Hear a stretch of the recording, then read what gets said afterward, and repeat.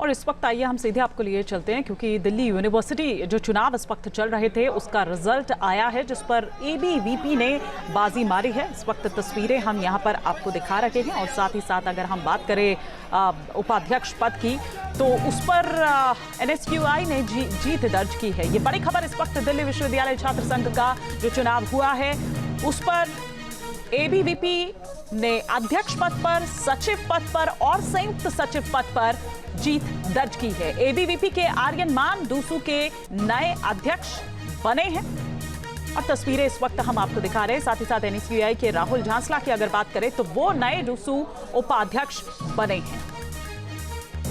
तस्वीरें इस वक्त हम आपको दिखा रहे हैं। जश्न का माहौल है और एबीवीपी ने 3 चुकी पद पर जीत दर्ज की है। एबीवीपी शुरू से ही आप देखिए कि जब मतगणना चल रही थी उस वक्त आगे चल रही थी, लेकिन उपाध्यक्ष पद पर एनएसयूआई ने जीत दर्ज की है। तस्वीरें इस वक्त हम आपको दिखा रहे हैं कि किस तरह से एक जश्न का माहौल जो है वो वहां पर देखा जा रहा है।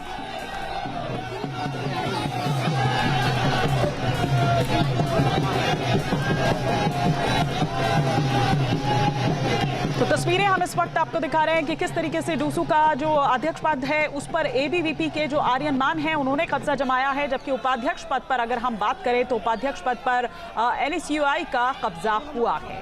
किस तरीके से दबदबा रहा, तस्वीरें हम आपको यहां पर दिखा रहे हैं। वेव करते हुए आप इन छात्रों को यहां पर देख पा रहे हैं। साथ ही साथ अगर हम एबीवीपी की बात करें तो सचिव और संयुक्त सचिव पद पर भी एबीवीपी का ही कब्जा रहा है और इस पर दिल्ली के मुख्यमंत्री क्या कुछ कह रही हैं, आइए आपको सुनवाते हैं। Long live ABVP. Yes of course, मैं बधाई देना चाहूँगी सभी नए पदाधिकारी जो जीत के आएंगे और उनकी जिम्मेवारी जो दिल्ली विश्वविद्यालय के प्रति है सजग रूप में उसे निभाना होगा। और बहुत सारे काम ऐसे हैं जो दिल्ली सरकार दिल्ली विश्वविद्यालय के साथ मिलकर करना चाहती है। नई टीम आएगी, हम उनके साथ। तो लॉन्ग लिव एबीवीपी, ये कहती हुई दिल्ली की मुख्यमंत्री रेखा गुप्ता को आप यहां पर सुन रहे थे। दिल्ली यूनिवर्सिटी का ये छात्र संघ चुनाव जिस पर एबीवीपी ने जबरदस्त बढ़त यहां पर दर्ज की है, जीत दर्ज की है। ये एबीवीपी के आपको जो कुणाल चौधरी हैं वो, इनके अलावा आर्यमन मान जिन्होंने अध्यक्ष पद पर अपना कब्जा जमाया है वो डूसू के नए अध्यक्ष बने हैं। उपाध्यक्ष की बात करें तो ये जो पद है वो राहुल झांसला के पास गया है। और राहुल जबास हमारे साथ सीधे जुड़ चुके हैं। तो राहुल, एक बार फिर से हम देख रहे हैं कि एबीवीपी का दबदबा इस पे कायम रहा।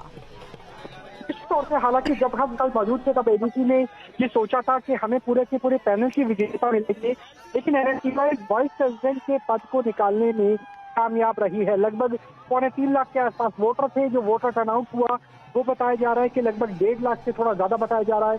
शांतिपूर्ण चुनाव हुए और उसके बाद एबीवीपी का दबदबा नजर आया, क्योंकि उपाध्यक्ष पद को छोड़ दीजिए तो सचिव, महासचिव और अध्यक्ष तीनों पर ही एबीवीपी के जो उम्मीदवार है वो विजयी हुए। आर्यन मान की बात करें तो बीजेपी और संघ दोनों का ही समर्थन उसमें उन्हें हासिल था और वही स्थिति हम देख पा रहे थे चुनाव। ये कहा गया था कि अगर एबीवीपी इस बार पूरे पैनल के साथ आती है तो मुद्दा बनाया गया था कि दिल्ली यूनिवर्सिटी के स्टूडेंट्स को दिल्ली मेट्रो में भी कंसेशन दी जाएगी, उसी तरीके से जैसे डीटीसी की बसेस में और यू स्पेशल की बसेस में दी जाती है, और फीमेल स्टूडेंट्स के लिए ज्यादा सेफ कैंपस बनाया जाएगा। तो तमाम मुद्दे थे जो इस बार चुनाव में डूसू के चुनाव में नजर आए और निश्चित तौर से एक बड़ा दबदबा नजर आता है, क्योंकि डूसू के चुनाव में जो नतीजा होता है वो काफी हद तक दिल्ली की राजनीति को भी प्रभावित करता है, क्योंकि दिल्ली यूनिवर्सिटी स्टूडेंट यूनियन के इलेक्शन को एक तरह से नर्सरी माना जाता है नेशनल पॉलिटिक्स के लिहाज से भी, क्योंकि कांग्रेस के लिहाज से ये माखन हो या फिर अरुण जेटली, अरुण शौरी बीजेपी के बड़े नेता हो, वो भी डीयूएसयू से ही निकल कर आए हैं। जी बिल्कुल, आपने ठीक कहा। लेकिन वहीं एनएसयूआई की तरफ से, राहुल झांसला की तरफ से भी कई ऐसे मुद्दे रहे जिस पर उन्होंने उठाए जरूर, लेकिन लगता नहीं कि वो उस तरह से उन बाकी छात्रों के बीच में पहुंचे। जहाँ भक्ति है हर शब्द में, कथाओं में छुपे हैं दिव्य रहस्य और ज्योतिष देता है जीवन को दिशा। धर्म से जुड़ी हर बातों को जानने के लिए हमारे चैनल स्तुति को सब्सक्राइब करें। चैनल पर जाने के लिए इस लिंक पर क्लिक करें।